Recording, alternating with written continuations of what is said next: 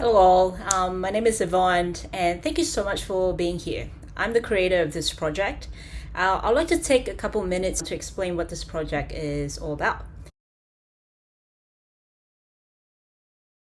Now, this work was initially inspired by my experience working with neurodiverse children. And over time, I realized that because of the way their brains are wired, they experience and express emotion in a very different but genuine way. So they're not shaped as much by society rules or expectation or what society dictates as normal. So their reactions and movement are often quite raw and honest. That's what I find. So we're talking about a very specific cohort of severe autistic children that I had the privilege to work with. So one of the most powerful things that I've seen is this thing called stimming. So these are the repetitive movements that many autistic individuals do. One is to calm themselves down or simply just to express themselves. Now, to an outsider, it might look quite unusual, but to me, it is one of the purest forms of expression that I find over the years. It's movement that comes directly from feeling, and it comes from the deeper part of our brain as well. So there's no performance, it's quite primitive, and there's no imitation, just truth. That's what I find. Essentially, that's what motivated me to do this project. In this performance particularly, the two dancers, their movements are completely improvised. So they're encouraged to connect emotionally with the song and the idea of neurodivergent and their embodiment of the whole concept.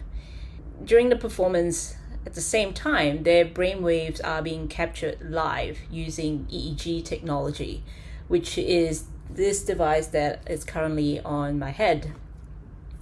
Now, the brainwave signals that are captured by this device are then sent to the computer, translated into digital signal, which is then being used to create the visuals that you see on the screen now. Simpler motifs are visible when dancers amplify low-frequency brainwaves, namely delta, theta, and alpha in this case. Whereas a more complex evolving fractal patterns that you see in the visual are generally triggered when faster frequency brainwaves are amplified, namely the beta and high beta. Now, to me, this offers a direct glimpse into the dancer's inner state through art. I find that really interesting. Slower brainwaves are usually generated when one turn inwards and self-regulate, versus faster brainwave, it gets amplified when emotion is heightened, active thinking is involved, and vigorous movement is seen. So another factor that motivates me is this question that I often ask myself, and I'd like to extend that question to you too, which is, how often can we truly say that we express what we feel with full honesty? Most of us these days can't easily tell the difference between what we genuinely like and what years of conditioning and social expectation have taught us to like. I certainly sometimes can't distinguish the two.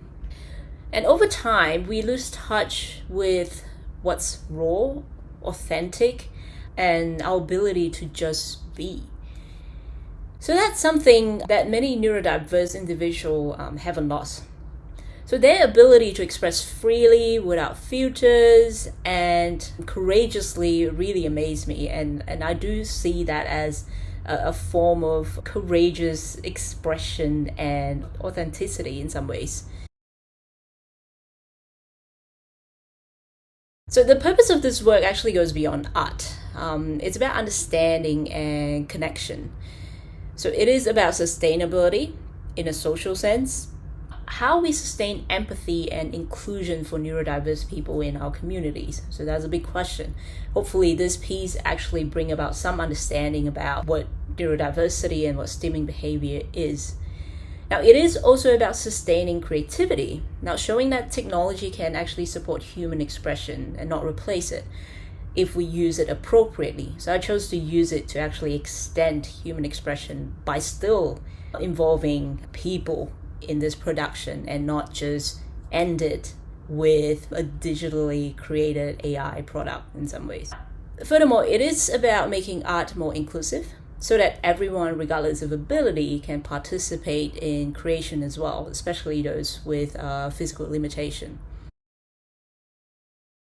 There is beauty in being real, and there is meaning in being different. So if we can learn to see and value that, I think that's where true sustainability begins. Hi, my name is Sijin. I am a dancer, actor, and storyteller based in Malaysia, and I'm so excited to be part of this project incorporating stimming behavior through a dancer's body. So, what I understand about neurodivergence is the idea of brains being wired differently. Not necessarily in a wrong way or an inferior way, but rather it just being different and unique. Having friends and peers that are neurodivergent, I'm able to see their perspective on the world, which is just different and colorful. And it's been so interesting to see how different people interact and process the same things in the world in their own unique way. And in particular to stimming behavior, I believe that everyone stims. So whether it's cracking your knuckles, it's playing with your hair, any self-soothing behavior or gesture that your body tells yourself to do. And just the difference of it being from a neurodivergent body is that it is more intense or it is of higher frequency. But I do believe that we should be able to recognize stimming behavior as something that's natural and something that's normal. I think we are conditioned or habitualized to see stimming as something that's weird or something that is societally not accepted, something that is rude or something that's invasive. But rather, we should be able to have this awareness and this recognition that it is just an individual's body doing what it needs to do to process things around them, things within them, and any sensorial things that may trigger a part of the body that just needs to move. My concept of dance and movement comes from the idea of it being a language. Dance and movement is a way to express, to communicate, to externalize thoughts through our body. And for me, it's not just a language that is used to communicate from an artist, a dancer, to an audience, but also a way for a dancer's body to communicate with a dancer's brain, a dancer's emotions, a dancer's thoughts. So allowing our body to move and do the things that it wants to do, I am able to find out things that maybe I have pushed away or maybe I have not thought about that my body remembers.